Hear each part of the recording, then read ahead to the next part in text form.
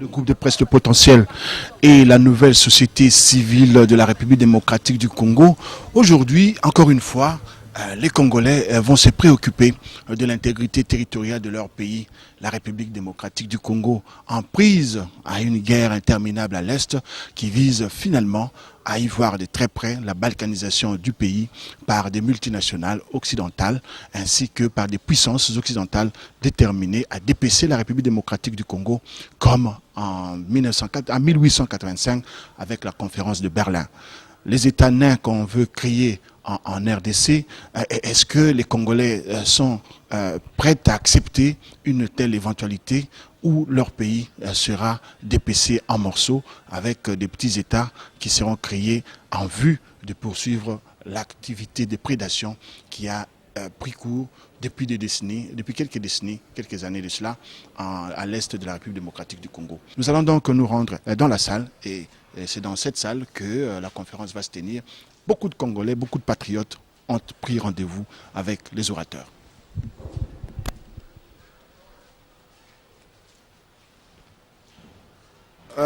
Quatre orateurs sont vus à l'occasion. Il s'agit de Franck Mero, qui est à ma droite. Et lui, il va aborder le sous-thème « Les multinationales dans un capitalisme en mutation ». Puis viendra le tour de Freddy Moussa, le sous-thème « Les projets de balkanisation de la République démocratique du Congo ». Ils existent. Le docteur Emmanuel Kabongo Malou, lui, il va nous entretenir sur la balkanisation et identité collective. Puis, Jonas Tchombela, la nouvelle société civile, va nous proposer quelques stratégies de lutte contre ces projets de balkanisation. Sans tarder, nous passons la parole à Franck Mero. Comme vous le constaterez dans son discours, Franck Mero développe des idées qui ne sont pas toujours occidentales. Le système capitaliste n'est pas seulement un système économique. L'économie est ce qui est son ressort pour parvenir à ses objectifs qui sont pour une classe, c'est-à-dire les capitalistes, l'accumulation du profit. Mais le capitalisme intervient dans toutes les sphères de la vie de la société, au niveau politique, au niveau culturel, au niveau linguistique, au niveau dans l'éducation, dans la santé. Il n'y a pas un pan de la société qui lui échappe. Donc, on peut revenir à la définition du capitalisme, c'est-à-dire celle qui est donnée par les professeurs d'économie. Effectivement, le premier point du capitalisme est lié à l'initiative individuelle, c'est-à-dire qu'on considère qu'un individu, voulant évoluer dans sa sphère, essaye de produire, essaye de commercer pour satisfaire ses besoins et qu'il a besoin pour ça d'une initiative individuelle qu'on doit lui garantir. C'est un des premiers points du système capitaliste. Deuxièmement, le système capitaliste part du principe que la propriété privée, et en l'occurrence la propriété privée du capital et des moyens de production, est la condition sine qua non pour que l'économie se réalise. Donc sans propriété privée du capital et des moyens de production, il ne peut pas y avoir d'économie qui fonctionne. Troisièmement, le système capitaliste s'appuie sur la notion de profit. Cette notion de profit, qui est née par une définition relativement basique, on produit quelque chose et on veut le vendre à un prix supérieur à ce qu'il a coûté. Par contre, on doit dégager un profit. Et enfin, un quatrième principe qui est le principe de la concurrence. C'est-à-dire qu'il faut qu'on puisse vendre dans les mêmes conditions que les autres ces produits, qu'il y ait une saine concurrence. Donc, c'est un système qui, présenté comme ça, est un système économique un peu idéal, sain, qui est clair. Mais ce système capitaliste, pour pouvoir fonctionner et surtout pour pouvoir garantir cette initiative individuelle, ce profit, cette propriété privée des moyens de production et cette concurrence a besoin de règles. Il n'a pas besoin de règles qui sont au service des citoyens, il a besoin de règles pour que s'exercent ces règles économiques et lui. C'est pourquoi le capitalisme a été à la base de la création de ce qu'on a appelé États modernes, c'est-à-dire des États à qui on a donné ce qu'on appelle les fonctions régaliennes, c'est-à-dire l'État est conçu pour lui garantir ses principes par une armée, par une police, par une justice et par une administration. Donc l'illusion toujours de certains professeurs de sciences politiques de faire croire que les États ont été créés par la volonté des citoyens qui auraient voulu, sur la base d'égalité, etc., arriver à un système politique pour organiser la vie dans la société, ce n'est pas ça. Historiquement, dans presque toute société qui se soit classifiée, l'État créé par les possédants, les lois et les règles ont été créées par les possédants, et notamment par les capitalistes, pour pouvoir garantir leurs principes. Et là où ils ont trouvé un pouvoir opposé à eux, un pouvoir fait, ils l'ont combattu, ils l'ont carrément renversé. Alors, le système capitaliste n'est donc pas ce système économique idéalisé, tel qu'on présente. Ce qu'on présente dans les cours d'université notamment, ce qu'on veut présenter dans les médias, capitalisme, égale concurrence, liberté, c'est tout simplement le fondement même de l'activité. Et on verra plus tard, ces fondements d'activité économique, tout le monde n'y a pas accès. Tout le monde n'a pas accès à la propriété privée, tout le monde n'a pas accès au capital, aux moyens de production. Donc tout est organisé par ce système pour se protéger. Le capitalisme actuel dominant est le capitalisme anglo-saxon. Ce capitalisme anglo-saxon est né en 15, plus exactement le 15, quand il y a eu ce qu'on appelle la Grande Charte. C'est-à-dire lorsque le roi d'Angleterre, qui avait été battu par Philippe Auguste en France à Bouvines, s'est fait dépouiller d'un certain nombre de ses prérogatives par les barons, c'est-à-dire par ceux qui possédaient la terre, ceux qui possédaient le capital, qui possédaient le commerce, et qui trouvaient que le roi avait trop de pouvoir, et que le pouvoir politique ne pouvait être donné à une quand bien même celle-ci détenait le pouvoir par Dieu. À l'époque, les rois détenaient leur pouvoir source divine. Donc, l'acte de naissance, dire du capitalisme anglo-saxon qui domine, c'est lorsque ces possédants, ces propriétaires, grands commerçants qui dirigeaient la vie économique, ont décidé que dorénavant, l'État devait travailler avec eux. Et pour ce faire, ils ont demandé des privilèges, qu'on leur garantisse la liberté de commerce, qu'on leur garantisse leur propriété privée, qu'on leur garantisse leur concurrence vis-à-vis du roi, qu'on leur garantisse en fait des droits, mais ce n'était pas des droits pour le reste. Et pour ce faire, ils se sont organisés dès le début dans ce qu'on appelle un lobby, c'est-à-dire les premiers détenteurs du capital anglo-saxon sont organisés en lobby, comprenant que leur intérêt de classe, ne pouvait résister que si ils mettaient le roi, le pouvoir politique. Donc, nous avons comme point de départ une caste, une aristocratie qui est au-dessus du peuple, qui veut dominer, qui veut contrôler et qui veut contrôler la société. Et qu'il faut comprendre. Donc, le capitalisme n'est pas un système économique organisé. C'est simplement un système par lequel on recherche effrénément le profit, par lequel on domine sur les de la société, par lequel on instrumentalise l'État. Et c'est ce qui se passe au XIIIe siècle.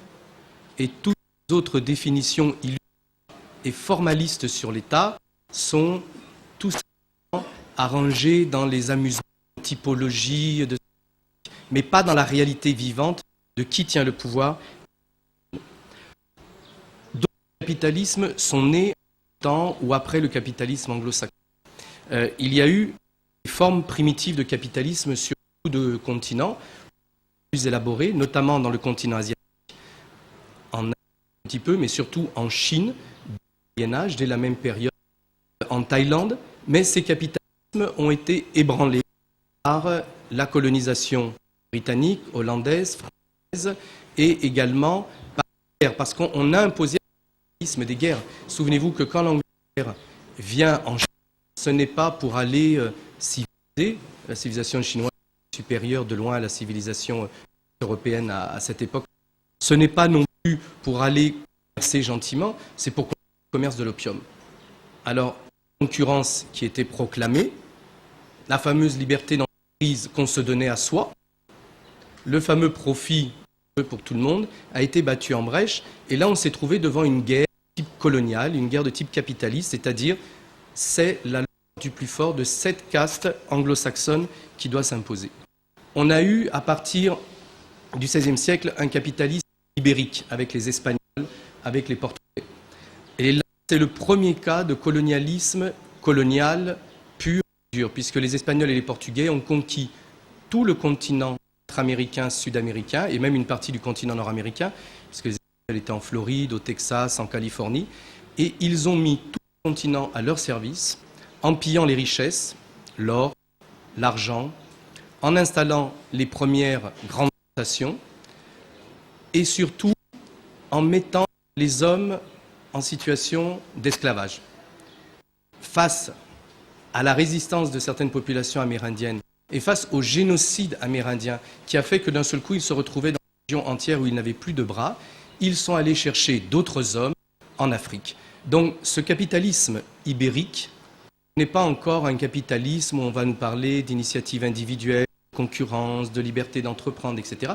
C'est un capitalisme d'agression, c'est un capitalisme de génocide et c'est un capitalisme d'exploitation. Le capitalisme naissent toujours au XIIIe, XIVe siècle. Ce sont les capitalismes, entre guillemets, marchands.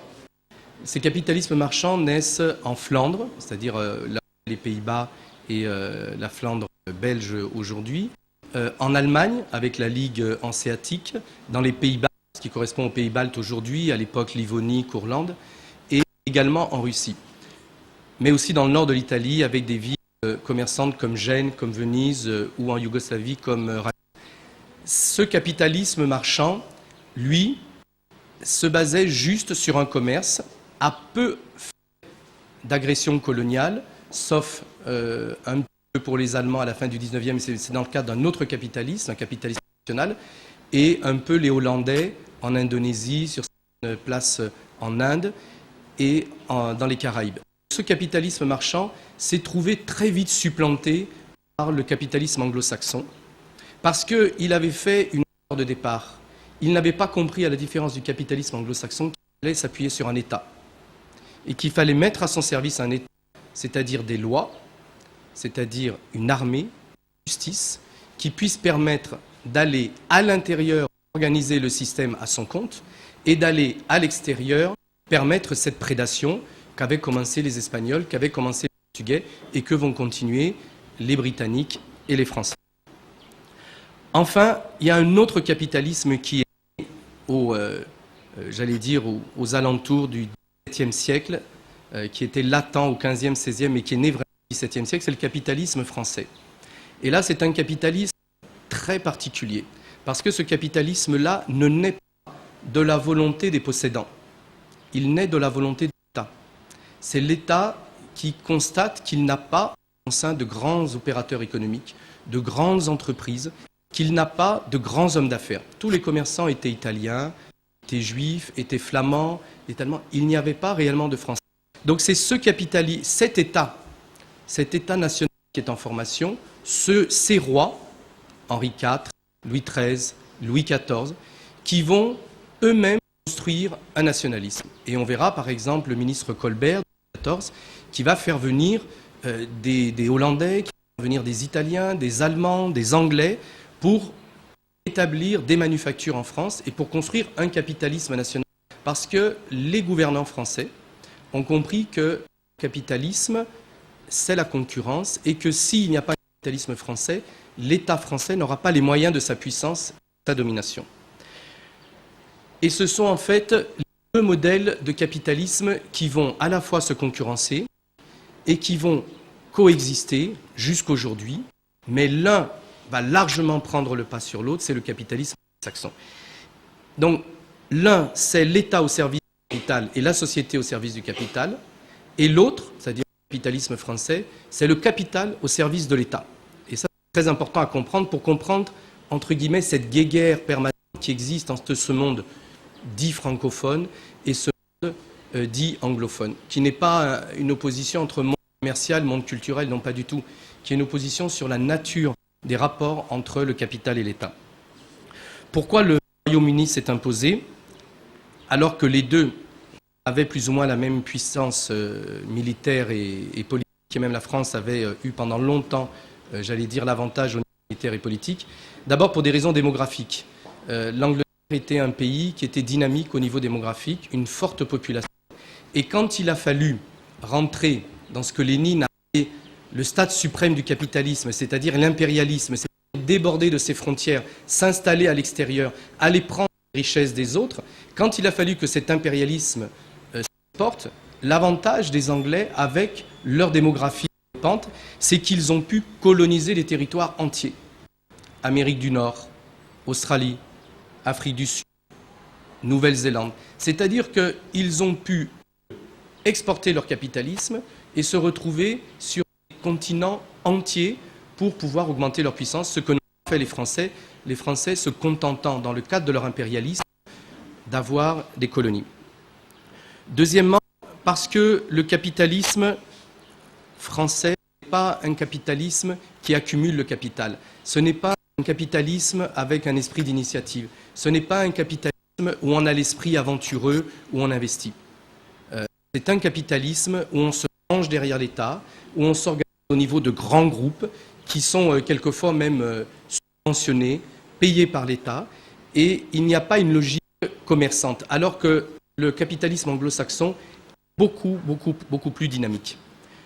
Différence aussi parce que les anglo-saxons ont très vite compris que ce qui allait faire la richesse et la puissance des nations, c'était la mer. C'était le commerce maritime.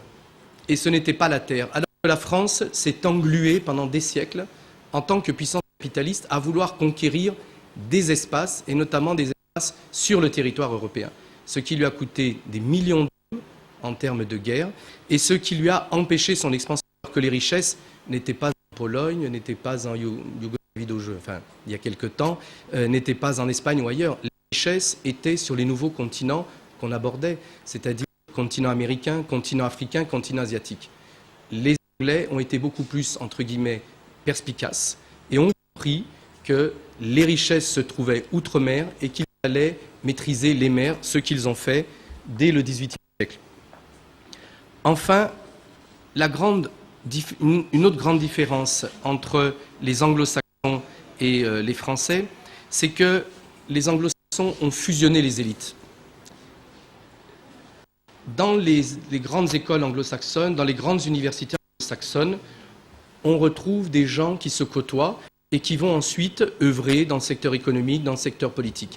Ils sont copains dès l'enfance dans les mêmes écoles, dans les mêmes universités, dans les mêmes grandes écoles.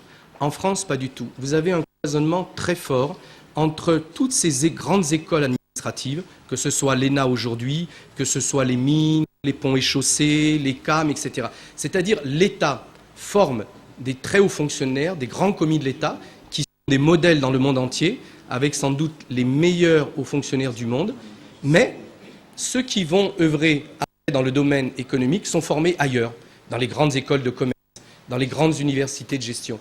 Donc ce cloisonnement qui a existé pendant ces 2 derniers siècles, notamment entre le monde économique et le monde politique, a fait que les deux capitalismes se sont retrouvés différents. Donc les capitalismes que nous avons évoqués, ibériques, espagnols, asiatiques, etc., sont des capitalismes concurrents, mais sont des capitalismes qui se retrouvent tous à la périphérie du capitalisme anglo-saxon, qui a contrôlé le reste du monde, parce qu'il a défait la France militairement au Canada en 1760, et en 1763, il a imposé à la France par un traité que la France lui cède tout le Canada.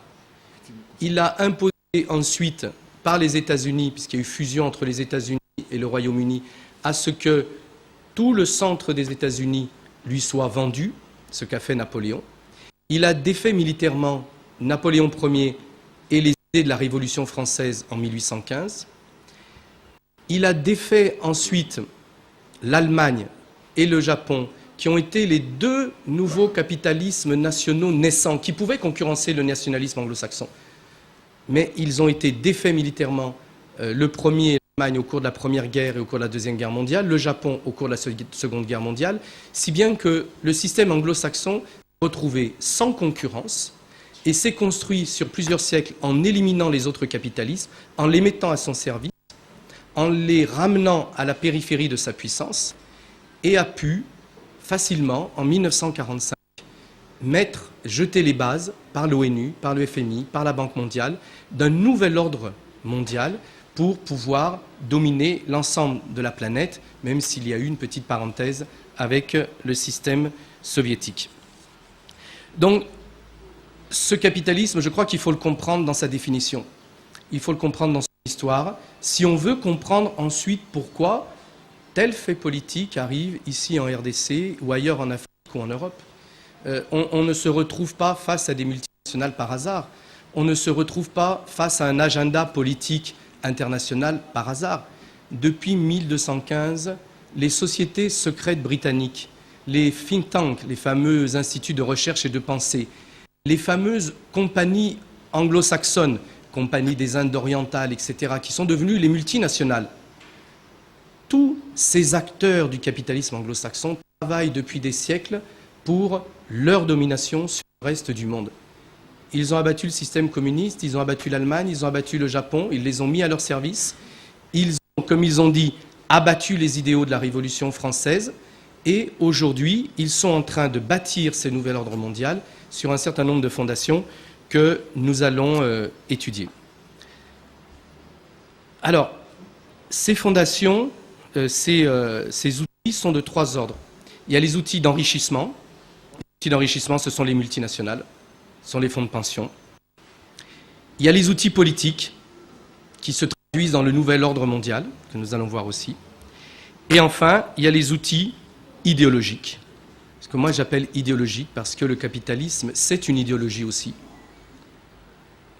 Et ces outils idéologiques, ce sont principalement ces fameux think tanks, ces instituts de recherche, ce sont malheureusement la plupart des mass médias, ce sont la plupart des universités et des professeurs d'université qui véhiculent, quelquefois sans s'en rendre compte, les idéaux capitalistes, les structurations capitalistes. Donc s'arrêter aux seules multinationales, ce n'est pas suffisant. Alors, la construction du nouvel ordre mondial, parce que c'est de cela qu'il s'agit. Ce nouvel ordre mondial qui est parti de ces petits barons anglais, qui s'est étendu aux États-Unis, au Canada, en Australie et sur l'ensemble du monde, a un certain nombre de principes. Et c'est sur base de ces principes qu'on comprend mieux ce qui se passe en Afrique et notamment ce qui se passe vis-à-vis de la RDC. D'abord, il faut en finir avec les États-nations. Ça, c'est la première chose. En finir avec les États-nations. Pourquoi ? Parce que les nations, ce sont les peuples. Les peuples n'ont rien à dire. Les peuples sont au service de cette caste capitaliste. Aujourd'hui, le capitalisme ne les appelle plus serfs, il ne les appelle plus sujets, il a été contraint de les appeler à un moment donné citoyens, il les appelle aujourd'hui consommateurs, il les appelle producteurs, il les appelle travailleurs, mais le capitaliste ne voit pas les membres d'un peuple comme des citoyens, c'est-à-dire comme des gens qui doivent participer aux décisions. Le système politique doit être organisé de façon à ce que ce soit eux qui choisissent les acteurs. D'ailleurs, si vous voulez être candidat président aux États-Unis, il vous faut beaucoup d'argent. Qui va vous donner cet argent? Les capitalistes. Il n'y a qu'eux qui l'ont. Vous aurez accès aux médias. Vous voulez accès aux médias? Qui a accès aux médias? Les médias sont contrôlés par les capitalistes dans tous ces pays occidentaux et dans beaucoup d'autres pays du monde. Donc tout est organisé de manière à ce que les capitalistes continuent à dominer. Il faut en finir avec les nations. Pour en finir avec les nations, les bonnes vieilles techniques médiatiques de terrorisme idéologique du capitalisme sont à l'œuvre et on parle de ce vilain terme de nationalisme. On met un isme à chaque fois qu'on veut écarter quelque chose qui dérange. On ne débat jamais sur le fond, les capitalistes ne battent pas. Les capitalistes jettent l'anathème. Ils utilisent les médias, ils utilisent leurs relais universitaires, ils jettent l'anathème. Et alors on a dit, ce qui est mauvais, c'est le nationalisme. On a mis un isme là. Comme aujourd'hui, ils vous disent, ce qui est mauvais, c'est le populisme. Ah oui, parce qu'il y a le mot peuple dedans. C'est plus le mot peuple qui les dérange que le mot isme. Et pour en finir avec les nationalismes, ils ont fait croire à l'ensemble des peuples que les deux grandes guerres qui se sont déroulées sur le territoire principalement européen, mais mondial, c'est-à-dire la Première Guerre mondiale et la Deuxième Guerre mondiale, étaient liées au nationalisme et qu'à partir de là, il fallait en finir avec les nationalismes. Non. La Première Guerre mondiale n'est pas née à cause du nationalisme. Elle est née à cause des rivalités impérialistes, des grandes multinationales qui se servaient chacune de leurs États pour pouvoir piller en Afrique. Ici, les rivalités qui ont eu lieu sur l'ensemble du continent africain, continent asiatique, c'était des rivalités capitalistes, d'exploitation des richesses, d'exploitation des hommes.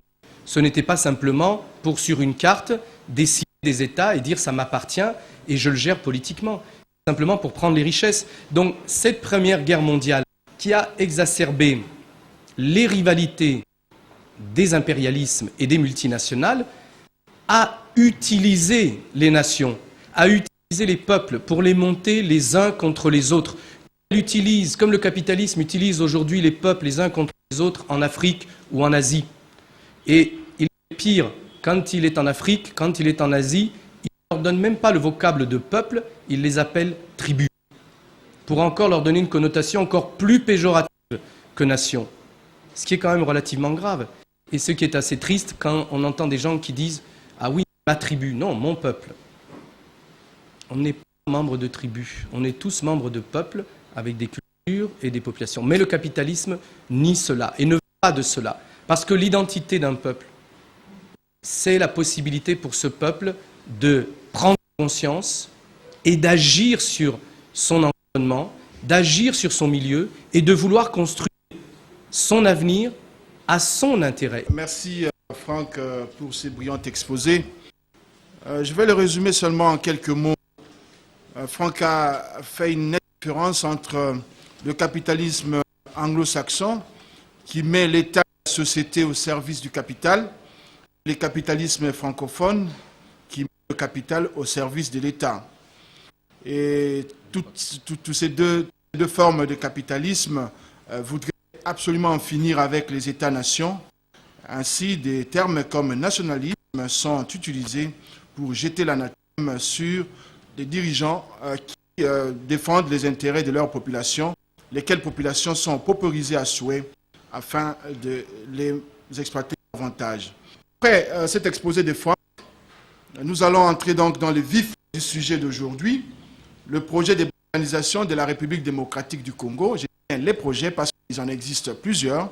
Et c'est avec Freddy Mulumbaka Boyi que nous allons échanger à ces sujets-là. Devant la presse congolaise et la presse internationale en 1960, Patrice Emery Lumumba a déclaré, je pense pour ceux qui suivent, qui ont suivi Télé 7, Patrice Emery Lumumba a déclaré que les complots étaient déjà faits. Les plans étaient déjà établis. C'est d'imposer un gouvernement contre la volonté du peuple. La Belgique désire balkaniser le Congo. L'éclatement du Congo, c'est demain.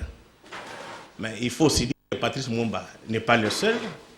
Et dernièrement aussi, je pense que à la fin de l'année 2007, donc début 2008, le président Kabila, Joseph Kabila, a déclaré aussi, je pense que ça se passe chaque heure sur Télé 7, avant les informations, en dépit des complots visant sa déstabilisation et sa balkanisation, la République démocratique du Congo demeure dans ses frontières de 1960.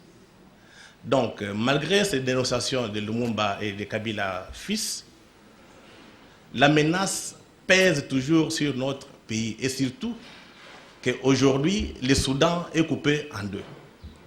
Donc, il faut que les Congolais prennent conscience, il faut que les Congolais se mobilisent, il faut que les Congolais restent vigilants. Mais pour comprendre ce qui nous arrive aujourd'hui, je pense qu'il est temps de jeter un coup d'œil dans l'histoire. Après l'esclavage, après la traite négrière, les puissances occidentales et leurs multinationales sont réunies à Berlin pour couper l'Afrique en morceaux sans Africains.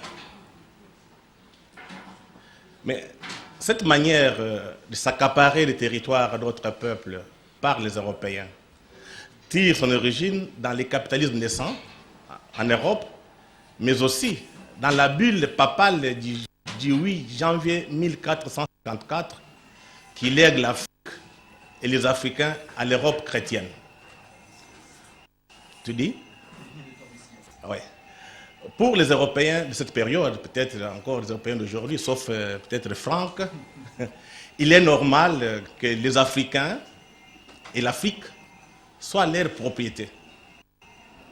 Dans ce contexte, du partage de l'Afrique fut...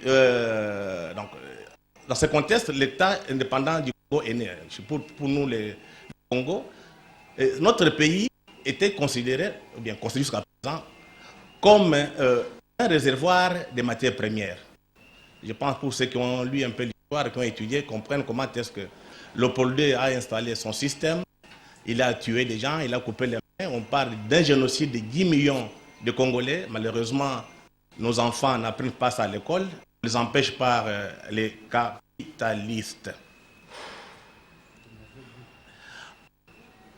En tant que leur propriété, et comme ils avaient décidé de création à Berlin, ils peuvent aujourd'hui se permettre de diviser le Congo en plusieurs pays, petits pays.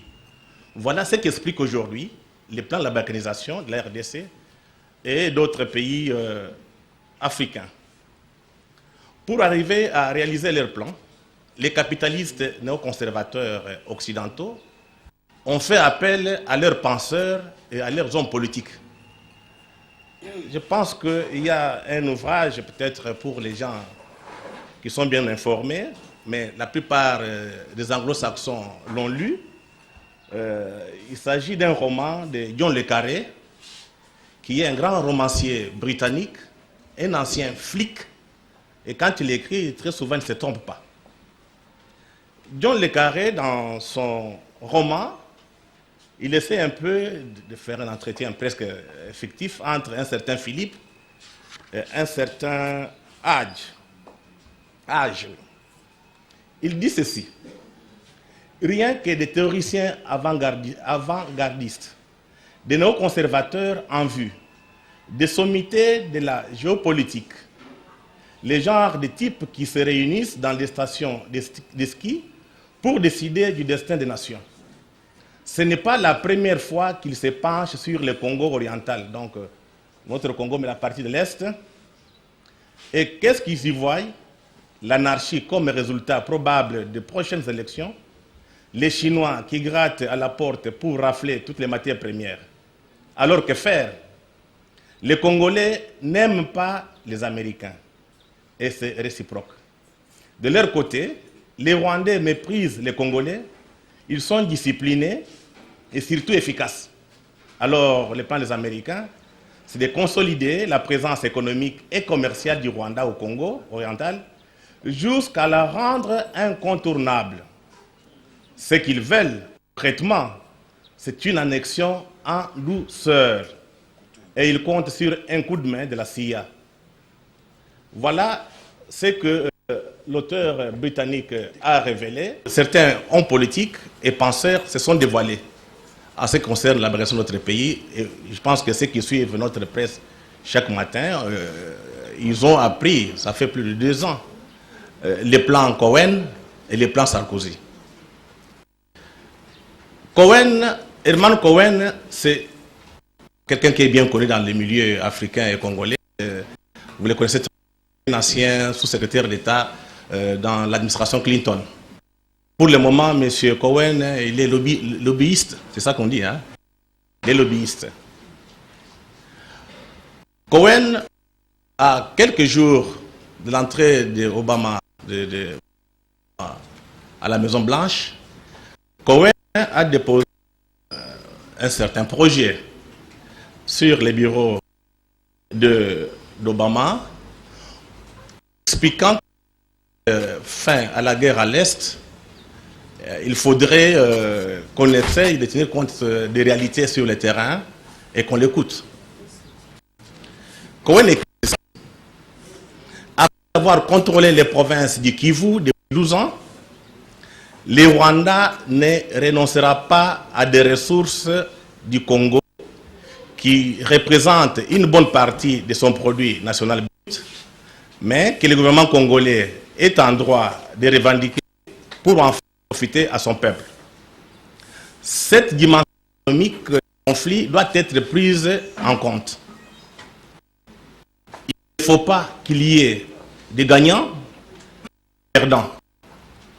Il faut reconnaître qu'il existe une synergie naturelle entre l'économie de l'Est du Congo et l'économie de l'Afrique de l'Est, y compris le Rwanda, le Burundi, la Tanzanie et l'Ouganda.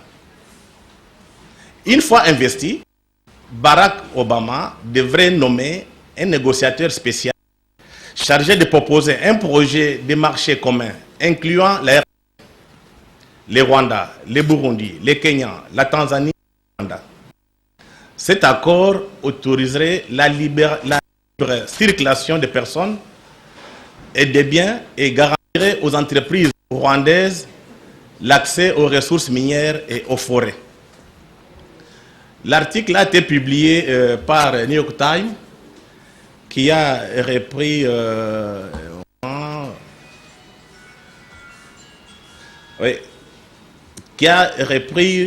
un article intitulé Can Africa Trade Its Way to Peace? Je parle très mal anglais. L'Afrique peut-elle commencer la voie de la paix? C'était publié le 16 décembre 2008. Après Cohen, en tant que politique, il y a le président Sarkozy. Je pense que les jours où on a eu l'information potentielle, on a publié la manchette intitulant Sarkozy a fait son plan pour la RDC, donc la balkanisation. Sarkozy aborde la balkanisation du pays dans le même sens. Qu'est-ce qu'il dit? Excusez-moi que je le cite. Je prends une partie. Ok. Cela met en cause la place, la question de l'avenir du Rwanda avec lequel la France a repris son dialogue.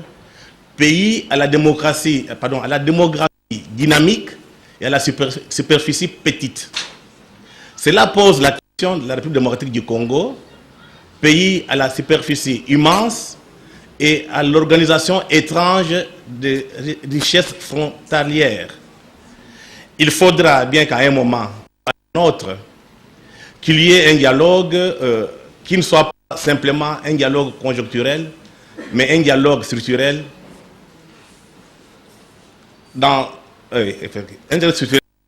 cette région du monde où on partage l'espace, on partage les richesses, on accepte de comprendre que la géographie a ses lois et les pays changent rarement d'adresse et qu'il faut apprendre à vivre ensemble. C'était le 18 janvier devant les diplomates français à Paris. Mais ce que les autres ont déclaré, donc Cohen et notre ami, pardon, pas notre ami Sarkozy, il y a eu aussi l'ambassadeur russe, Kinshasa, pour ceux qui peuvent aller vérifier dans les annales, c'était le 11 février 2009, l'ambassadeur a déclaré devant la presse congolaise que la Russie s'était opposée à la balkanisation de notre pays. Donc, quand on parle de projet de balkanisation, ce n'est pas une fiction, c'est une réalité. Comme en Occident, quand un politique prend une décision ou bien a un projet, il associe les penseurs. Il y a eu quelques penseurs occidentaux qui ont parlé d'abord. Il y a eu une étude élaborée par The Brookings Institution et publiée par Global Poverty dans le cadre du développement de l'Afrique. Pour cette institution, plusieurs causes seraient à la base du retard que connaît le continent et plus de pays africains. Or, il s'agit de l'étendue géographique, ensuite de la densité démographique, enfin de ressources naturelles, et pour terminer, il a parlé de l'ethnicité ou bien l'ethnicisme. Pour cette institution, plus un pays est grand, selon l'étude, plus la gouvernance est difficile. Il en est de même du nombre élevé de la population. Cette situation se répercute ensuite sur la gestion des ressources naturelles et favorise les conflits interethniques. Pour ces experts en développement, seuls les petits États sont bien gérés en Afrique. Et parmi les États qui sont épinglés, vous avez le Nigeria, vous avez l'Angola, vous avez la RDC, vous avez le Soudan. Parmi ces 4 pays, je pense que le Soudan veut être balkanisé. Il y a maintenant des pays soudanais, parce qu'il y a le Soudan et le Sud-Soudan.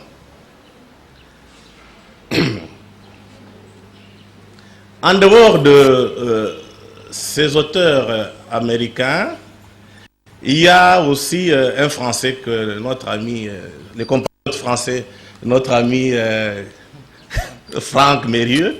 Il s'agit de Jacques Attali. Dans un ouvrage intitulé Une brève histoire de l'avenir, qui est publié en 2006, le penseur français a révélé que d'ici 2020, le Congo et le Nigeria pourront disparaître en tant que pays, peut-être pour donner naissance à plusieurs petits pays, mais aussi on pourra modifier les frontières de certains pays africains. Il a donné l'exemple de la Côte d'Ivoire. Je pense que pour ceux qui suivent ce qui se passe en Côte d'Ivoire, ils comprennent où est-ce qu'on va en arriver. En dehors de grandes institutions, il y a aussi des penseurs libres américains qui pensent la même chose. Dernièrement, il y a eu un article qu'on a publié dans un journal en Amérique par deux chercheurs, un américain, l'autre sud-africain. L'article est intitulé « The Democratic Republic of Congo does not exist ». J'ai traduit un peu en français. La République démocratique du Congo n'existe plus. Pour ces deux chercheurs, donc Jeffrey Herbest, qui est chef de chaire à l'université de Miami, dans l'État de Ohio, aux États-Unis, et l'autre, le Sud-Africain Greg Mellus, lui dirige la fondation Brent Hearst, basée en Afrique du Sud. Dans cette étude, rendue publique au mois de mars 2009, ces deux chercheurs affirment que la RDC, en tant qu'État, n'existe pas. Selon eux, il serait mieux de cesser de prétendre le contraire. Aussi, ils se permettent aussi d'inviter la communauté internationale de reconnaître les faits. Ils soutiennent aussi qu'une grande partie de la RDC, donc l'Est du pays, est tombée dans l'instabilité, est aujourd'hui tombée dans l'instabilité, est un vaste territoire peu peuplé, mais rempli de ressources humaines, pas de matière naturelle. En dehors de ces étrangers, nous avons ici un autre institut qu'on appelle Pôle Institut. Je pense que beaucoup de gens qui connaissent l'Est savent ce que Pôle Institut publie. Pôle Institut, selon les informations qu'on a, c'est une institution, une ONG en quelque sorte, qui est financée par les Allemands, par la COMESA, par l'USAID et par DFID, donc les Britanniques. Je pense que nos amis avaient besoin de Congolais, j'espère que tout le monde qui est là est Congolais, pour soutenir la thèse de la balkanisation. Pour des esprits lucides, quand vous prenez les publications de Pôle Institut, nous qui étions à l'école des Blancs, on sait lire à travers les phrases. Ces publications développent les termes suivants. Ça, vous pouvez demander, aller sur Internet, vous les verrez. Dépasser les frontières sans les effacer. Les impacts de l'ouverture au marché asiatique. Les Kivu s'éloignent-ils vraiment de l'influence de l'Ouest? Les Kivu, charnière entre l'Atlantique et l'océan Indien. Les commerces au service de la paix. Comme sous-thème, l'instauration de la sécurité et la réduction de la pauvreté par les commerces des ressources naturelles dans la région des Grands Lacs. La promotion d'un développement durable et l'intégration régionale, économique et régionale. Partager les problèmes et les solutions dans les Grands Lacs.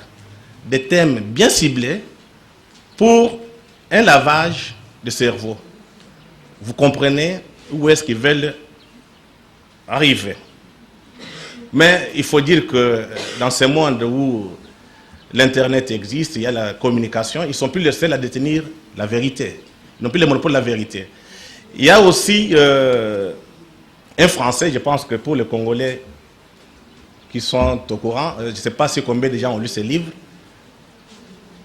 donc écrit par un Français, Pierre Péan, Carnage, les guerres secrètes des grandes puissances en Afrique. Et dans cet ouvrage, au chapitre 15, Pierre Péan a écrit, donc c'est un chapitre, « Aujourd'hui comme hier, les Rwandais cherchent à annexer les Kivu. Ce ne sont pas des Congolais qui ont écrit, ce sont des Occidentaux. » Il s'agit de René Marchand, qui a publié « La dynamique de la violence en Afrique centrale ». Vous avez un deuxième auteur, Thomas Turner, je pense que beaucoup de gens qui ont fait le Lubumbashi les connaissent très bien. C'est un grand politologue américain qui a donné cours à Lubumbashi. Il a publié un ouvrage, La guerre du Congo, conflit, mythe ou réalité. Et enfin, il y a le livre, donc le troisième de Prunier, La guerre mondiale en Afrique. Non, La guerre mondiale en Afrique. Les trois auteurs évoquent la tragédie extraordinaire du Congo et en Afrique centrale. Les rôles joués par des pays comme le Rwanda et l'Ouganda, en soulignant que loin d'être des héros, les présidents sont plutôt des opportunistes et ont recouru à des arguments moraux pour promouvoir des intérêts économiques, avec des prétextes sécuritaires et la probabilité de notre génocide. Et vous verrez que nos amis anglo-saxons, nos amis européens, ils conseillent un gouvernement légitime, légal, de négocier avec des rebelles. Tout le monde qui est passé. Non, non, il faut les prendre, il faut les mettre au pouvoir, c'est pour la paix, c'est le prix à payer. Comme d'habitude, on recruté de Kinshasa des gens qui font la même propagande, et quand vous partez ailleurs, à l'étranger, vous discutez avec les étrangers, et moi personnellement j'étais surpris de voir un Congolais dire que les Congolais ne valent rien, il n'y a que les Rwandais.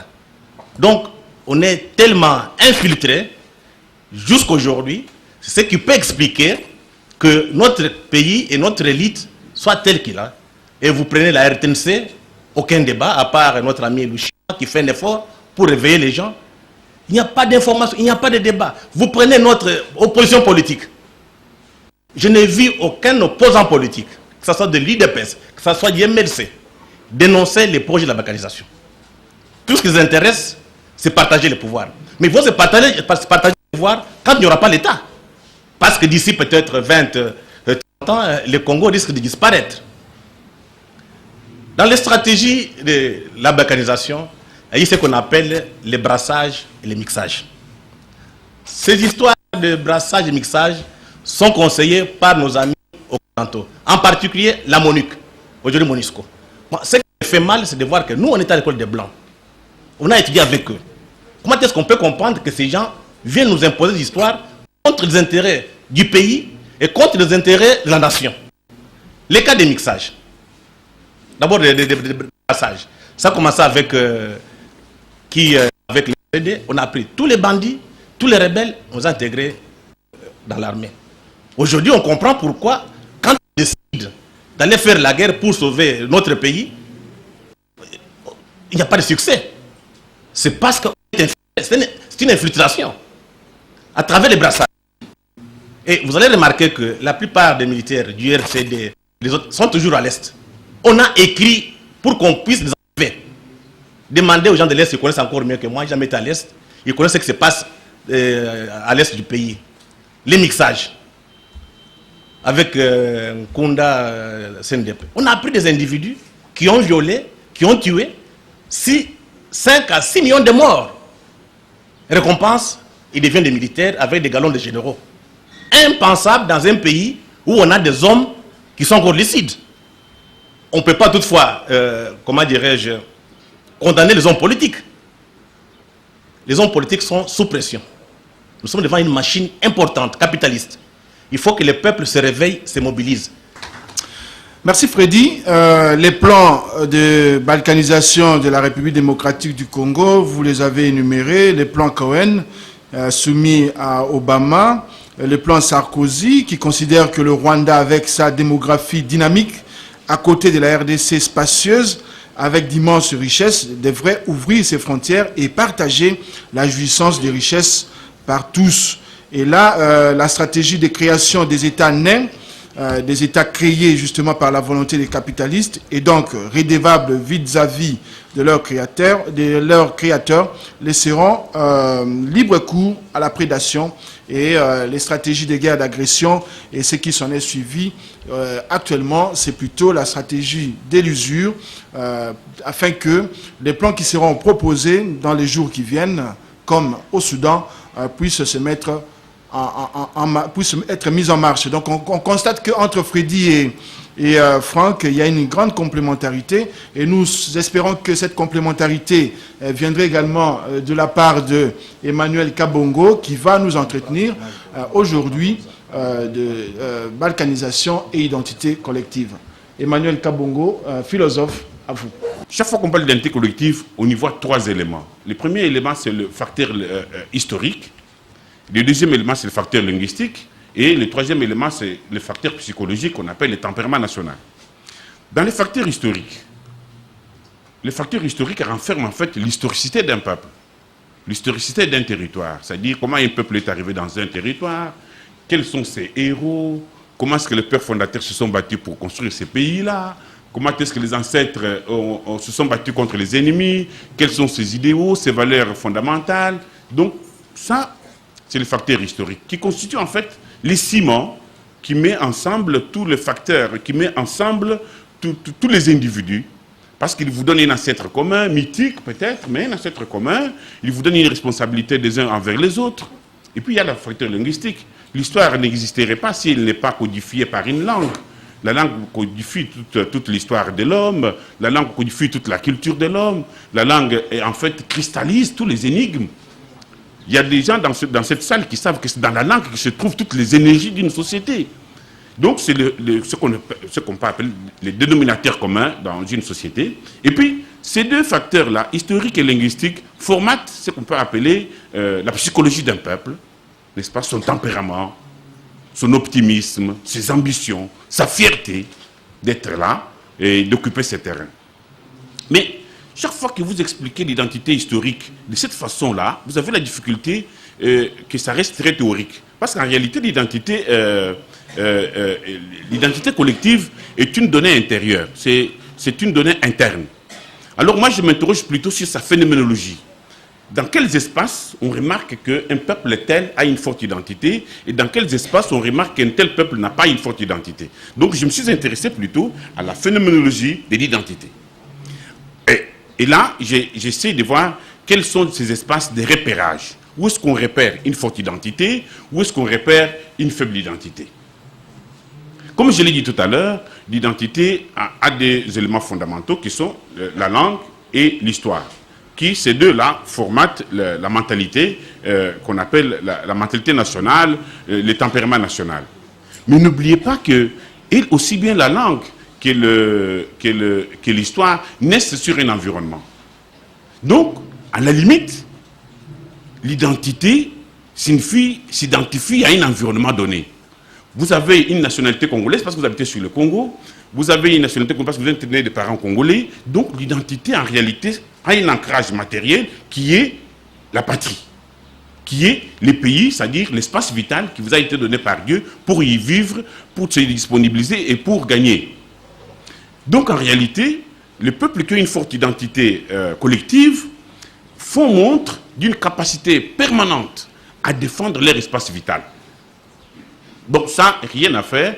Si un peuple n'est pas capable de défendre son espace vital, c'est-à-dire de défendre son espace d'identification, son espace d'intérêt, ce peuple-là ne peut pas exister. Et ça, l'histoire mondiale le témoigne. Tous les peuples qui sont portés disparus dans l'histoire de l'humanité, ce sont des peuples qui n'ont pas été capables de défendre leur espace vital, de défendre leur terre. Donc, le danger est là. Vous remarquerez aujourd'hui qu'un pays comme Israël, qui est en fait un petit caillou, avec quelques vieux monuments, des cimetières, des vieilles bâtisses où les gens pleurent tout le temps, mais dès que vous touchez à ce petit caillou, qui est pourtant entouré de tous les ennemis arabes, c'est tout le monde qui se réveille, qui arme à la main, qui machette, dit voilà, on va se battre. Parce que la patrie signifie il y a une équivalence entre le sang et la patrie. Vous n'avez pas de patrie sans sang. Vous ne pouvez pas dépendre de la patrie sans le sang. Et vous verrez, les Américains vous diront, voilà, chacun doit avoir une arme pour défendre la patrie. Parce qu'en fait, la patrie, là, appartient à chacun de nous. On est souverain primaire parce qu'on est propriétaire d'un morceau de cette patrie et que nous pouvons, de par là même, n'est-ce pas, choisir des dirigeants pour dire, voilà, venez nous diriger. Mais c'est parce qu'on est souverain primaire, donc on est propriétaire de cette terre-là. Donc, chers amis, voilà, dans mes recherches, j'ai remarqué que le premier niveau de repérage d'une forte identité collective, d'une forte conscience historique, se donne à voir dans la capacité permanente pour un peuple historiquement identifié, territorialement situé, de défendre ces territoires-là à coup. Non. Donc les gens n'entrent pas comme ça, ils sortent. Oh non, les gens sont entrés à Banzangungu, les populations ont fui. Non. On dit les gens sont entrés à Banzangungu et les populations locales ont opposé une farouche opposition. Et c'est comme ça que l'histoire se répète. Et vos enfants, qui vont vous lire, qui vont suivre ça, diront, ah, et pas d'habitude, ça va rater. Mais si les gens entrent, sortent, et puis quelqu'un dit, voilà, ça, ce n'est pas une histoire de l'armée, ce n'est pas l'armée qui peut aller là-bas. Le ministre dit, non, mais moi, je ne connais pas les portraits, je ne sais pas négocier. Et puis, on voit le Premier ministre lui-même en train d'aller discuter avec quelques pouillés soldats étrangers. Non, ça ne se fait pas. Ça signifie que nous avons perdu notre capacité en tant que peuple pour survivre. Donc, ça, c'est le premier niveau. Le deuxième niveau de repérage d'une forte identité, c'est au niveau de l'autonomie. En fait, en situation d'autonomie, un peuple n'agit, ne fonctionne qu'en fonction de ses intérêts primordiaux.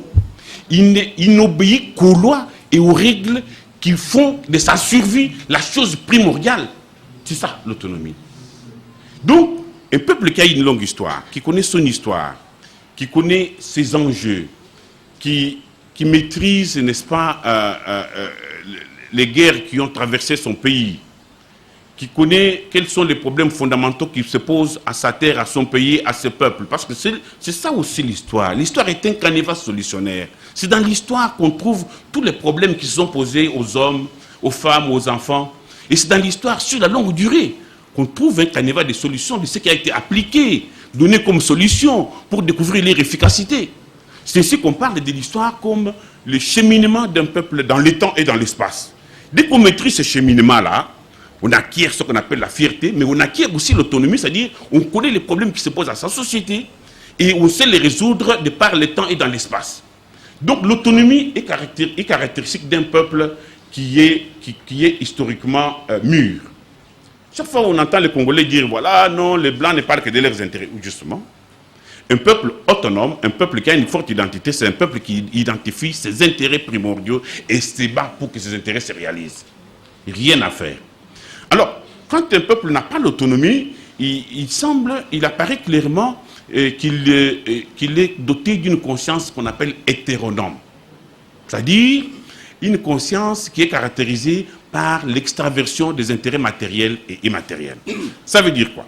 Ça veut dire que dans tout ce qui vous arrive, vous ne tenez compte que des points de vue d'ailleurs. Vous ne tenez pas compte des points de vue internes. C'est ça ce qu'on appelle l'extraversion des intérêts matériels et immatériels. Donc, dans tout ce que le peuple fait, que ce soit au niveau des instances politiques, que ce soit au niveau des instances universitaires, on ne tient compte que du point de vue d'ailleurs. Et mieux encore, on abandonne à autrui, en l'occurrence à l'Occident ou bien à la Chine émergente, la gestion matérielle et immatérielle de sa société. Vous verrez que dans d'autres pays, quand il y a eu... prenez l'exemple très simple. Il y a eu la bulle immobilière, la crise aux États-Unis, partout dans le monde. Qu'est-ce que les Américains ont fait? Ils ont fait des milliards, ils ont versé dans leurs banques, dans leurs usines, ils ont dit, ça ce sont ce qu'on appelle notre potentiel de base, on ne peut pas les brader, nous devons y mettre des milliards. Chez nous, quelle a été la réaction? On a tout commercialisé, c'est-à-dire on a ouvert des capitaux, et donc nous n'avons pratiquement pas des industries de base qui appartiendraient aux Congolais. Donc là, il y a extraversion des intérêts matériels et immatériels, et ça démontre qu'il y a une faible identité collective. Parce que la difficulté aussi est que quand un peuple a une faible identité collective, ce peuple produit généralement une classe politique médiocre. Parce que sans identité, l'identité signifie qu'on s'identifie à un pays, qu'on s'identifie à des problèmes, qu'on s'identifie à des solutions. Mais quand il n'y a pas cette identité-là, toute reproduction que vous faites est faite sur base n'est-ce pas, des intérêts individuels. La collectivité n'étant pas tenue, vous reproduisez une classe politique tenue par ses intérêts individuels et qui brade le reste. D'où une certaine, une certaine médiocrité généralisée qui survit dans la société et qui rend la société difficile à être gérée et la société est bloquée. Donc, le troisième niveau de repérage d'une forte identité, c'est le niveau le niveau de la solidarité. Voilà. Ça signifie quoi? Quand un peuple connaît son histoire, parce que c'est ça que j'ai dit, l'histoire ici, avec la conscience historique qui en découle, c'est l'arme la plus forte pour l'émancipation des peuples. Et apparemment aujourd'hui, quand vous regardez dans nos écoles, partout, on ne parle pas d'histoire congolaise, de cette histoire congolaise qui est la plus grande, la plus merveilleuse d'Afrique, où les gens se sont battus tout le temps contre un roi fou comme Léopold II qui nous coupait les mains, mais les femmes et les enfants n'ont jamais cessé de se battre contre cette folie, contre une Belgique qui n'a jamais tenu, qui n'a pensé du Congo comme un pays esclavagiste. Donc tout ça, cette histoire devrait être reconnue pour fertiliser notre imaginaire. Mais on voit, on n'en parle pas et vous êtes perdus. Mais disons aussi que quand vous avez une histoire commune, c'est-à-dire vous vivez sur une même terre, comme je l'ai dit tout à l'heure, vous travaillez sur cette terre pour vous la disponibiliser, pour en produire les fruits, parce que c'est ça aussi le rôle de l'histoire, et vous allez finir par acquérir une sorte de confiance mutuelle, primitive, entre vous. Vous voyez un Congolais partout, vous le voyez, ah bonjour Congolais, vous sentez que vous avez face à vous un parent, un frère, un même sang, et vous faites immédiatement confiance. Et c'est sur base de cette confiance en tant que peuple à forte identité que des gens viennent ici, comme les Chinois, les Indiens, les Pakistanais, je ne sais pas moi, tous les peuples qui ont de fortes identités ici s'enrichissent. Ils viennent ici, un Libanais vient ici pieds nus, ils trouvent un autre Libanais qui a $100, ils vont voir un autre qui a $200, ils mettent un comptoir en marche et ils fonctionnent parce que comme peuple, ils se font confiance. Mais vous, regardez les Congolais, ils ne sont même pas capables, n'est-ce pas, de se faire confiance pour cotiser 1000 francs à 1000 francs. Donc nous avons perdu notre qualité comme peuple. L'identité aussi se fait repérer au niveau du tissu éthique. Les peuples qui ont de fortes identités ont beaucoup de respect pour eux-mêmes et entre eux-mêmes, et pour leurs enfants, et pour leurs femmes, et pour leurs chiens, et pour leurs bêtes. Prenez l'exemple très simple. Il y a eu la bulle immobilière, la crise aux États-Unis, partout dans le monde. Qu'est-ce que les Américains ont fait? Ils ont fait des milliards, ils ont versé dans leurs banques, dans leurs usines, ils ont dit, ça ce sont ce qu'on appelle notre potentiel de base, on ne peut pas les brader, nous devons y mettre des milliards. Chez nous, quelle a été la réaction? On a tout commercialisé, c'est-à-dire on a ouvert des capitaux, et donc nous n'avons pratiquement pas des industries de base qui appartiendraient aux Congolais. Donc là, il y a extraversion des intérêts matériels et immatériels, et ça démontre qu'il y a une faible identité collective. Parce que la difficulté aussi est que quand un peuple a une faible identité collective, ce peuple produit généralement une classe politique médiocre. Parce que sans identité, l'identité signifie qu'on s'identifie à un pays, qu'on s'identifie à des problèmes, qu'on s'identifie à des solutions. Mais quand il n'y a pas cette identité-là, toutes les reproductions que vous faites, et vous faites sur base n'est-ce pas, des intérêts individuels. La collectivité n'étant pas tenue, vous reproduisez une classe politique tenue par ses intérêts individuels et qui brade le reste. D'où une certaine, une certaine médiocrité généralisée qui survit dans la société et qui rend la société difficile à être gérée et la société est bloquée. Donc, le troisième niveau de repérage d'une forte identité, c'est le niveau le niveau de la solidarité. Voilà. Ça signifie quoi? Quand un peuple connaît son histoire, parce que c'est ça que j'ai dit, l'histoire ici, avec la conscience historique qui en découle, c'est l'arme la plus forte pour l'émancipation des peuples. Et apparemment aujourd'hui, quand vous regardez dans nos écoles, partout, on ne parle pas d'histoire congolaise, de cette histoire congolaise qui est la plus grande, la plus merveilleuse d'Afrique, où les gens se sont battus tout le temps contre un roi fou comme Léopold qui nous coupait les mains, mais les femmes et les enfants n'ont jamais cessé de se battre contre cette folie, contre une Belgique qui n'a jamais tenu, qui n'a pensé du Congo comme un pays esclavagiste. Donc tout ça, cette histoire devrait être connue pour fertiliser notre imaginaire. Mais pour voir, on n'en parle pas et vous êtes perdus. Mais disons aussi que quand vous avez une histoire commune, c'est-à-dire vous vivez sur une même terre, comme je l'ai dit tout à l'heure, vous travaillez sur cette terre pour vous la disponibiliser, pour en produire les fruits, parce que c'est ça aussi le rôle de l'histoire, et vous allez finir par acquérir une sorte de confiance mutuelle, primitive, entre vous.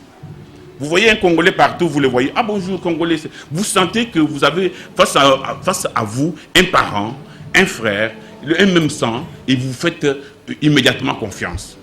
Et c'est sur base de cette confiance en tant que peuple à forte identité que des gens viennent ici, comme les Chinois, les Indiens, les Pakistanais, je ne sais pas moi, tous les peuples qui ont de fortes identités ici s'enrichissent. Ils viennent ici, un Libanais vient ici pieds nus, ils trouvent un autre Libanais qui a $100, ils vont voir un autre qui a $200, ils mettent un comptoir en marche et ils fonctionnent parce que comme peuple, ils se font confiance. Mais vous, regardez les Congolais, ils ne sont même pas capables, n'est-ce pas, de se faire confiance pour cotiser 1000 francs, 1000 francs. Donc nous avons perdu notre qualité comme peuple. L'identité aussi se fait repérer au niveau du tissu éthique. Les peuples qui ont de fortes identités ont beaucoup de respect pour eux-mêmes et entre eux-mêmes. Et pour leurs enfants, et pour leurs femmes, et pour leurs chiens, et pour leurs bêtes. Regardez. Si vous allez au grand marché ici, vous allez trouver des petites maisons comme ça au-dessus des magasins, occupées par des Indiens. Et chaque matin, quand vous les voyez sortir, c'est plus ou moins 40 personnes, femmes et enfants, qui entrent dans un bus qui vont travailler. Donc ils sont capables, dans un espace très réduit, de vivre avec leurs femmes et leurs enfants. Et de se constituer par respect mutuel, de vivre ensemble. Parce qu'il y a un grand tissu éthique. Parce que sans tissu éthique, aucune relation sociale ne peut être tenue ni respectée. Mais les Congolais ne sont pas capables, tels que nous sommes là, de voir un frère venir avec sa femme et ses enfants, de rester chez vous pendant quelques jours, sans que tout d'un coup ta femme ne dise non, voilà, les toilettes sont sales, la femme là a une mauvaise conduite, ou mon mari regarde cette femme avec des yeux langoureux. Donc nous sommes réduits alors que des gens qui ont des fortes identités respectent leurs femmes, leurs enfants, et ils se respectent mutuellement, et ils se font créer des relations telles qu'ils se protègent entre eux, mais nous nous sommes réduits à un niveau de sauvagerie sociale, indicible, qu'on remarque aussi bien dans les bus, dans les taxis, avec des paroles tout à fait incroyables, qu'on voit dans une sauvagerie qu'on remarque même au niveau des policiers qui écument la rue. C'est de la sauvagerie sociale. Ça n'existe pas ailleurs. C'est des peuples qui ont une forte identité. Vous ne verrez jamais ça. Donc, il y a ces niveaux de repérage. Et l'autre niveau de repérage de l'identité forte, c'est le niveau de l'intérêt général. L'intérêt général émerge en même temps avec l'État comme le niveau de la maturité d'une société. Beaucoup d'auteurs occidentaux appellent ça l'esprit. C'est comme si tout d'un coup l'esprit a quitté chez Dieu et est venu chez les hommes. C'est ainsi qu'on dit que la loi constitutionnelle, en fait la loi constitutionnelle signifie que les hommes aujourd'hui ont récupéré les prérogatives qui étaient celles des dieux. il règle les problèmes. Parce que Dieu faisait quoi avant? Dans la Bible, Dieu fait quoi? Il règle les problèmes entre les hommes et les femmes, entre les hommes et leurs enfants, entre les hommes et les États, entre les hommes et les biens. La justice distribue tout ça. Mais ces problèmes-là, nous les réglons avec la loi constitutionnelle. Vous comprenez? Elle est une loi de maturité d'une société qui se prend en charge et qui fonctionne. Et qui codifie l'intérêt général. Mais si vous avez dans une... Et ça, c'est ici où s'affirme un lien très fort entre les culturels et les politiques. Les culturels portent tout le reste. S'ils ne les portent pas, tout le reste ne sera pas éclairé. Les ambitions d'un peuple ne sont pas... Ils sont dans la culture. Ils sont dans son histoire. Ces énigmes, ces mythes sont dans sa langue. Et si ces facteurs-là ne nourrissent pas, n'alimentent pas la politique, vous avez une politique désorientée, comme ça, qui est faite comme ça, qui tourne en rond, et l'intérêt général disparaît. Donc l'intérêt général disparaît apparaît comme le niveau élevé d'une société qui se prend en charge et qui sait que la force de notre société, c'est par nous les hommes, comme ceux qui ont vécu avant et qui continuent à vivre en nous, parce qu'ils étaient ensemble, se respectant, se distribuant généreusement les choses, comme ça la société a survécu. C'est ça la base de l'intérêt général, qu'on codifie dans la loi constitutionnelle, comme la loi où nous récupérons, nous réglons les prérogatives qui étaient chez Dieu. Alors cette loi, puisqu'elle est une loi presque divine, elle en jouit, elle emporte quelques marques. Par exemple, une marque de pérennisation. C'est-à-dire, les gens ne font pas l'histoire dans la courte durée. On fait l'histoire pour être immortel comme Dieu.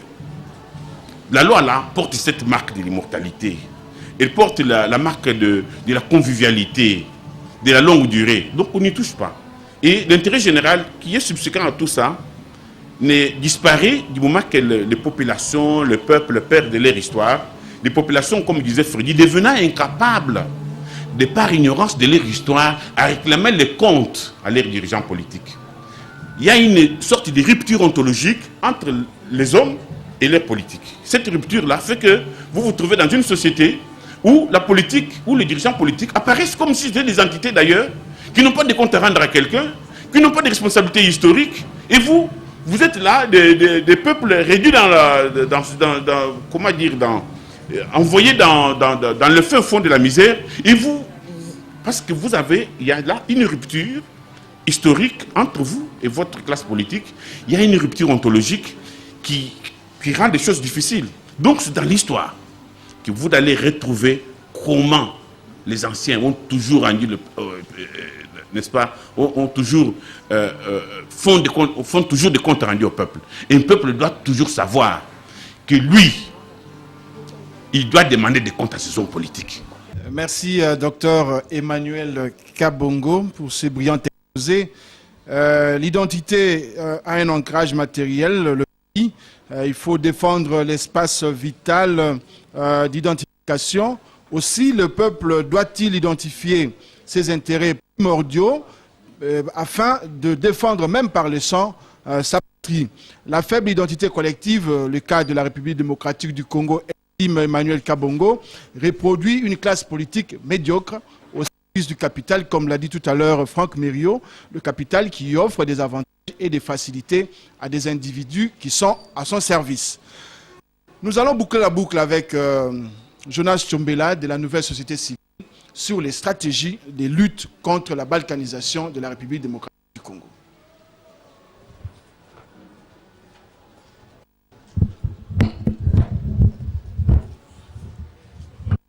Merci. Deux choses.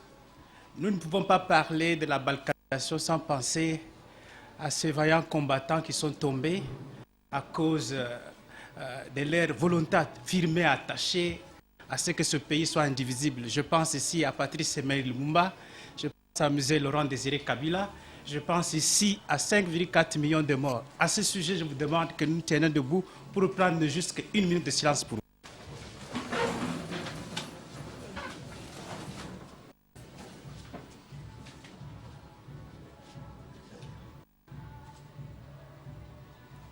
Merci.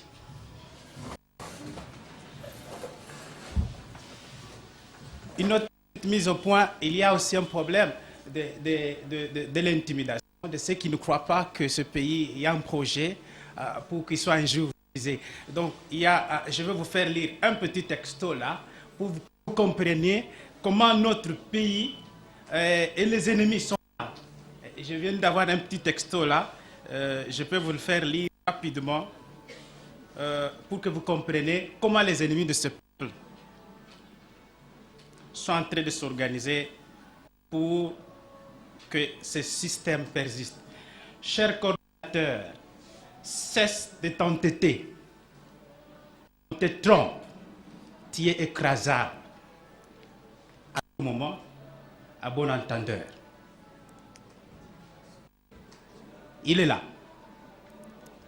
Vous comprendrez que nous engageons sur cette lutte de l'intégrité de notre pays, les ennemis sont permanents. Donc, ici, moi je vais parler de 4 choses, je ne saurais parler en longueur, parce que je dois parler de la stratégie de lutte contre la balkanisation de notre pays. J'allais faire appel ici à quelques faits historiques, mais j'ai déjà senti là, Freddy a relevé un certain nombre de choses, Emmanuel vient de autant, je ne saurais plus revenir ici de cas de Sarkozy, Cohen, ainsi que c'est des pays, des tentatives des pays voisins, Ouganda, l'Angola, le Rwanda, qui par moment sont en train de faire des ballons d'essai, ils occupent nos territoires de temps en temps et que tout le temps nous pleurnichons qu'on a occupé notre pays. Je ne veux pas revenir là-dessus, mais au moins je vais attaquer directement la question de la stratégie de lutte contre la balkanisation de notre pays. Les exemples d'autres peuples doivent nous inspirer.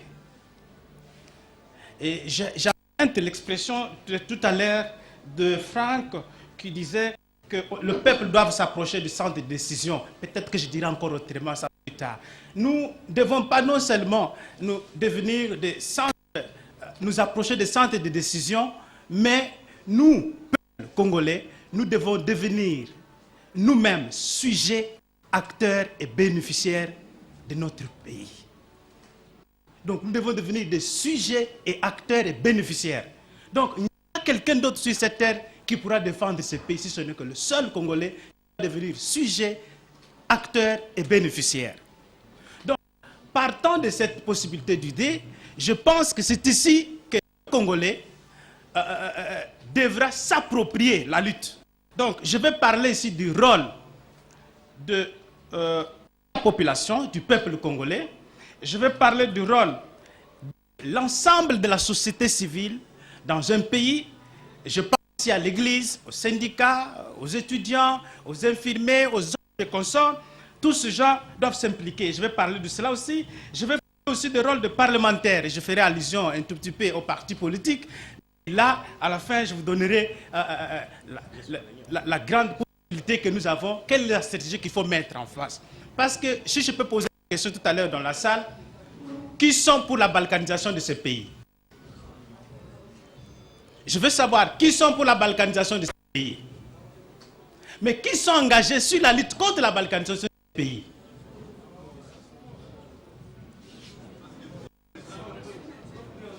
Vous comprenez?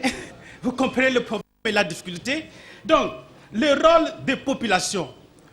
La population, comme l'a dit Franck tout à l'heure, nous approchons du centre de décision, mais nous devons devenir nous-mêmes acteurs, nous, de la décision. Donc la décision n'appartient pas à un groupe de gens, mais nous devons devenir des décideurs. C'est nous qui allons décider de notre avenir, c'est nous qui allons décider ce qui se passe. Parce que quand on a, en 1885, à la conférence de Berlin, quand on a partagé l'Afrique, en tout cas on n'avait pas associé l'Afrique. On nous a donné un certain nombre de frontières et nous sommes dans ces frontières-là. On ne nous a pas associés. Comme nous avons accepté et qu'ils sont en train de tenter de revenir pour qu'on puisse encore partager l'Afrique ou bien le balkaniser comme le cas de Soudan, j'ai entendu un débat il y a quelques jours là. C'est la Côte d'Ivoire, il y aura la Côte d'Ivoire du Nord, du Sud, et c'est le Congo. Et le Congo, c'est en 3 pays. Vous savez qu'il y a des tentations dans ces pays. Il y a le Kivu qui pourrait partir et nous resterons avec la partie qui reste. Il y a le Katanga. Vous avez suivi le drapeau qui a flotté encore. Tous ces faits-là, c'est les balkanisateurs. Ils sont dans les fonds et ils ne veulent pas s'exprimer ouvertement, tels qu'ils envoient des messages. Alors la population doit comprendre qu'elle a un rôle important à jouer dans ce processus de défendre les frontières et de défendre sa nation. Nous ne pouvons pas défendre notre nation en pleurnichant que la communauté internationale intervienne, que tel pays puisse intervenir, que la MONUSCO puisse intervenir. Nous devons prendre conscience, c'est notre terre. Nous n'avions pas décidé d'être sur cette terre, c'est Dieu seul qui sait pourquoi il nous a établis sur cette terre, et que nous devons défendre nos frontières. Que nous avons un rôle très important comme peuple, comme population, à jouer dans la défense et la promotion de notre territoire. Je dis que je ne saurais pas aller loin. Il y a aussi un rôle qui doit être joué par la société civile. Un rôle très important. Je parle ici de la société civile au sens large. Les églises. Là où on devait parler de l'éveil de la conscience, c'est là où on parle finalement, c'est là où la conscience est tentée de s'endormir davantage. Non, lorsque nous allons dans les églises, on dit non, mais lorsqu'il y a des gens qui ont pillé ces pays, lorsqu'on voit, il y a des gens qui ont détourné des fonds dans ces pays, ils viennent dans ces églises, on leur donne la place au premier plan. Quand l'église se bat contre le péché. Mais comment voulez-vous quelqu'un détourner l'argent des enseignants, quelqu'un détourner l'argent des fonctionnaires, on va lui donner la première place?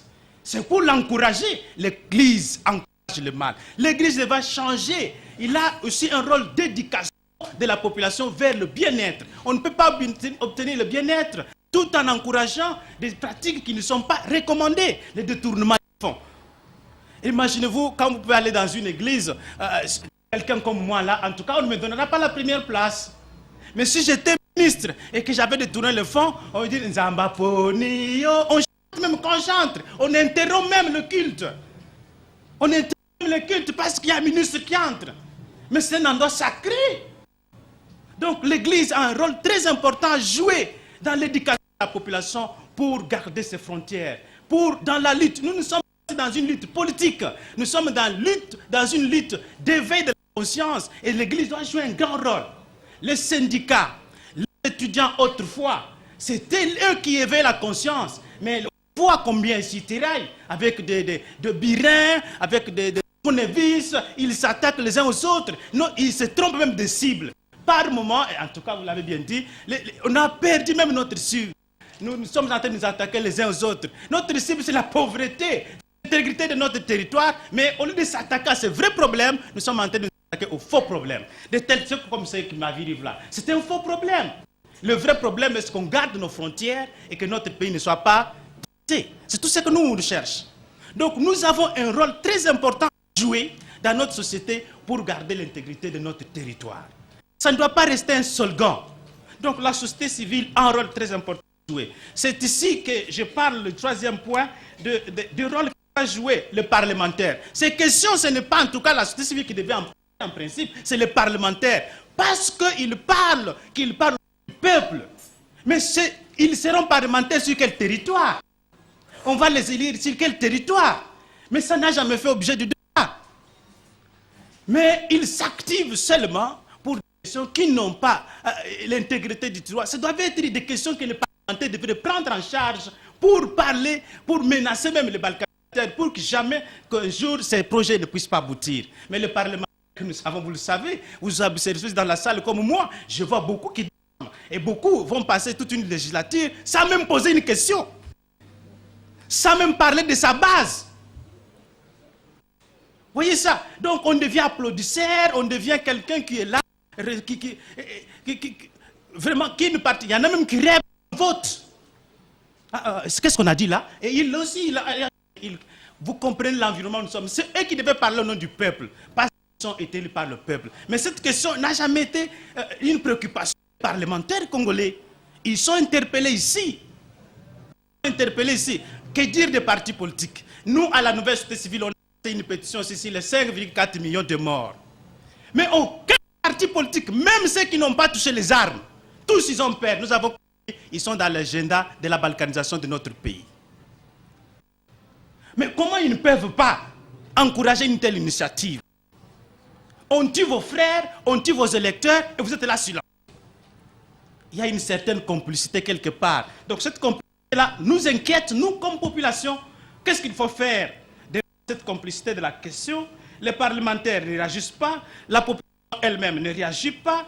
Et qu'est-ce qu'il faut faire? Les politiques, ils sont embarqués dans le système où ils doivent se partager le pouvoir, où ils doivent se partager le gâteau, des combines de tout genre. Et vous n'avez qu'à voir, quand ils ont la révision de la Constitution, c'est maintenant qu'ils expliquent le bien fondé de la Constitution. Pourtant, il fallait expliquer avant qu'on puisse poser ça, qu'on donne des points de vue, mais voilà comment on renverse les choses. Et la population, j'allais dire naïve, est en train d'observer toujours. En train d'observer. Il est grand temps de nous réveiller. Mais devant tout ce tableau sombre, qu'est-ce qu'il faut faire? C'est là qu'interviennent les quelques pistes de stratégie que je propose. Nous proposons ici, et ce jour même, la création d'un front congolais contre la balkanisation de notre pays. Risquez de me poser la question que nous proposons ici un front de Congolais, de patriotes, qui doivent se mettre ensemble pour faire face à ces balkanisateurs de notre pays. Et je ne vais pas, il faut être pratique, on a dit être pratique. Il aura rôle de mobiliser la population, il aura rôle d'éveiller la conscience de la population sur cette question précise. Nous devons défendre notre pays. Vous savez pourquoi nous ne jouissons pas de ce pays? Parce que nous ne savons même pas le défendre. Mais si nous ne pouvons pas défendre le pays, à quel moment nous pourrons interroger ce que nous avons écrit? Venez nous rendre compte. Donc comment ce front-là sera lancé? C'est un projet que nous lançons maintenant. Et il aura la première réunion, c'est lundi, parce qu'il est urgent. Le danger est là. Il faut être pratique. Il ne faut pas commencer à réfléchir comme des politiciens en l'air, en tête de des idées comme ça. Dès ce lundi, à 14 h, au siège de la nouvelle société civile, tous ceux qui se sentent concernés par cette démarche n'ont qu'à venir. Nous allons réfléchir ensemble quelle est la démarche qu'il faut suivre.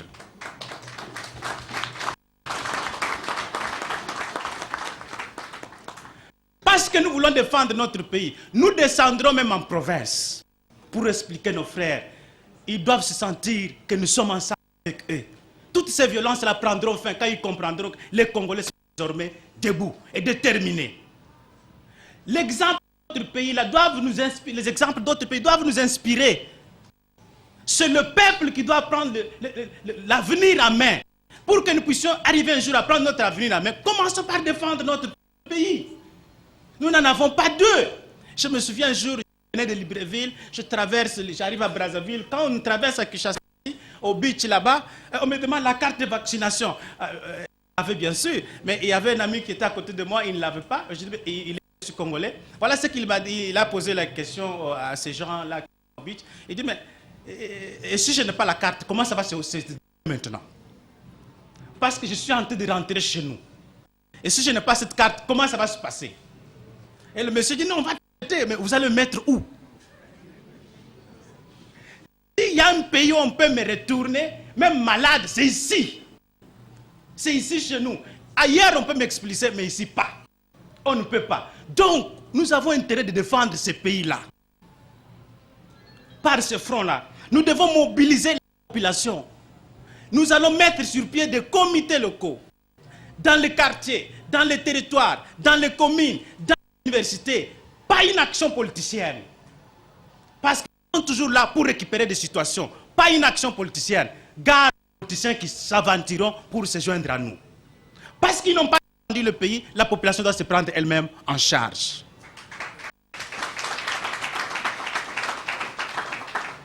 La population doit se prendre elle-même en charge. Et c'est de cette manière que nous pouvons, comme d'autres pays, à défendre notre pays. Ainsi, nous en arriverons à de nos richesses, nous en arriverons pour profiter. Les richesses doivent profiter à tous les Congolais. Et à partir du moment où nous ne pouvons même pas contrôler le pays, comment contrôler les richesses? Et nous les maîtrisons d'abord.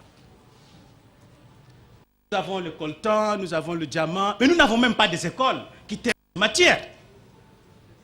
Nous n'avons même pas des écoles qui traitent ces matières. Les eaux et forêts, nous sommes les plus riches. Vous avez quel institut qui traite les matières premières dans ce pays? Aucun. Tous les experts viennent de l'extérieur. Et Franck l'a dit tout à l'heure, on est en train de nous voler le quelque cerveau qui nous reste. C'est une nouvelle phase de colonisation. C'est une forme de balkanisation de ce pays. Alors si nous ne pouvons pas faire face à cela, il y aura un problème. Nous finirons un jour dans nos stratégies à organiser une marche toute la République contre la balkanisation de notre pays. Comme ça, ces gens-là auront un message fort. S'il y a un projet qui existe, s'ils sont en train de tenter de mettre sur pied, ils doivent déjà se poser des questions qu'au Congo, plus rien n'est pas sans le peuple congolais.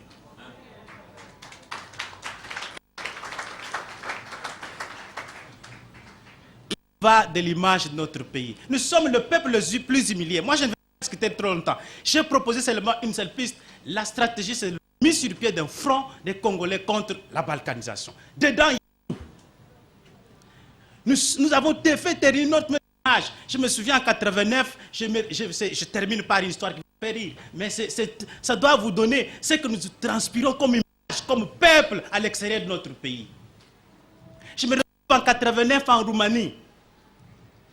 Et voilà, on se voit avec des gens pour la première fois, on ne se connaît pas, se présentent dans le bus.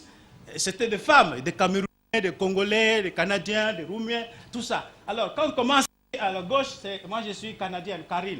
Toi c'est qui? Camerounaise, tel, et tel. Et c'était mon tour, et quand moi j'ai dit ensuite que j'étais Zaïrois, alors la Roumaine qui est à mes côtés a dit de placer son sac pour le mettre ailleurs.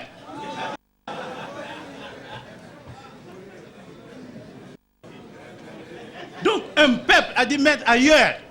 Et ça doit vous faire rire, mais ça doit vous interpeller. Ça doit vous interpeller. Mais c'est plus tard celle qui deviendra meilleure amie. Parce qu'elle va dire plus tard que je n'ai jamais découvert des Zaïrois comme toi. Donc l'image de ces pays dépend aussi de toi, de ton engagement et de ton action. Le peuple congolais, il est plus que temps de vous réveiller. Le danger est là. Le danger est là. Devenons sujets, acteurs et bénéficiaires de notre développement. Je vous remercie.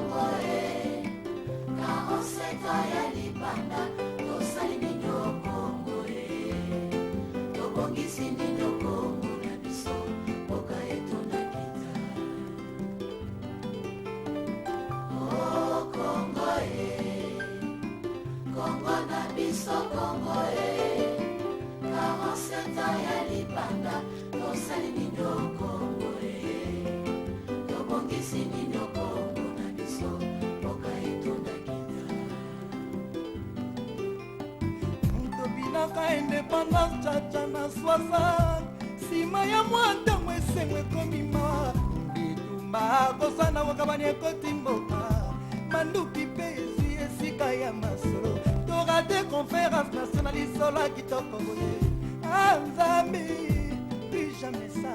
Oh Congo.